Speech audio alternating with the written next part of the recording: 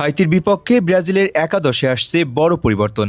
আরও আক্রমণাত্মক সেলেসাওরা, ফিরছেন নেইমার। 2026 বিশ্বকাপের গ্রুপ পর্বে নিজেদের প্রথম ম্যাচে মরক্কোর বিপক্ষে প্রত্যাশিত ফল পায়নি ব্রাজিল। শক্তিশালী দল হওয়া সত্ত্বেও 1-1 গোলে ড্র করে মাঠ ছাড়তে হয়েছে 5 বারের বিশ্ব চ্যাম্পিয়নদের। সেই ড্রয়ের পর গ্রুপ সি এর সমীকরণ জটিল হয়ে উঠেছে।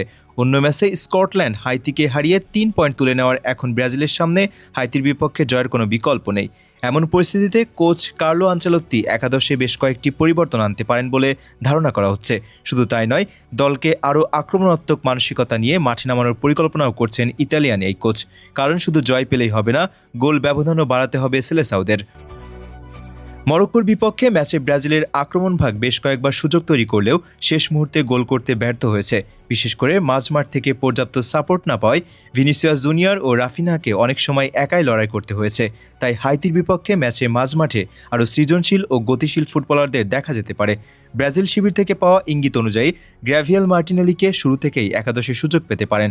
তার গতি এবং ড্রিবলিং হাইতির রক্ষণভাগের জন্য বড় হুমকি হয়ে উঠতে পারে। পাশাপাশি লুকাস পাকেতার ভূমিকাও আরও আক্রমণাত্মক হতে পারে, যাতে আক্রমণভাগে বেশি সংখ্যক খেলোয়াড় যুক্ত হতে পারেন। তবে সবচেয়ে বড় আলোচনার বিষয় নেইমার।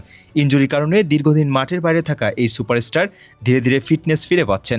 ব্রাজিলের সমর্থকদের আশা, হাইতির বিপক্ষে ম্যাচে অন্তত বদলি হিসেবে হলেও মাঠে দেখা যেতে পারে তাকে। যদিও আনচেলত্তি এখনও বিষয়টি নিয়ে আনুষ্ঠানিকভাবে কিছু জানাননি, তবুও নেইমারের ফেরার সম্ভাবনার দলকে বাড়তি আত্মবিশ্বাস দিচ্ছে। নেইমার মাঠে নামলে শুধু একজন ফুটবলার নয়, একজন নেতা হিসেবেও দলের উপর ইতিবাচক প্রভাব ফেলবেন। তার অভিজ্ঞতা, সৃজনশীলতা এবং গোল তৈরির ক্ষমতা ব্রাজিলের আক্রমণকে আরও ভয়ঙ্কর করে তুলতে পারে। বিশেষ করে যখন প্রতিপক্ষ রক্ষণাত্মক কৌশল নিয়ে মাঠে নামবে, তখন নেইমারের মতো একজন খেলোয়াড় ম্যাচের চিত্র বদলে দিতে পারেন মুহূর্তেই। সম্ভাব্য একাদশে গোলবারের নিচে থাকবেন অ্যালিসন বেকার। রক্ষণভাগে ওয়েসলি, মার্কুইনিয়স, গ্রাভিয়েল মাগালহিয়াস এবং অ্যালেক্সান্দ্রোকে দেখা যেতে পারে। মাঝমাঠে ব্রুনো গিমারায়েস, ফাভিনিও এবং লুকাস পাকেতা খেলতে পারেন। আর আক্রমণভাগে রাফিনিয়া, ভিনিসিয়াস জুনিয়র এবং গ্র্যাভিয়েল মার্টিনেলির উপর ভরসা রাখতে পারেন আনচেলত্তি।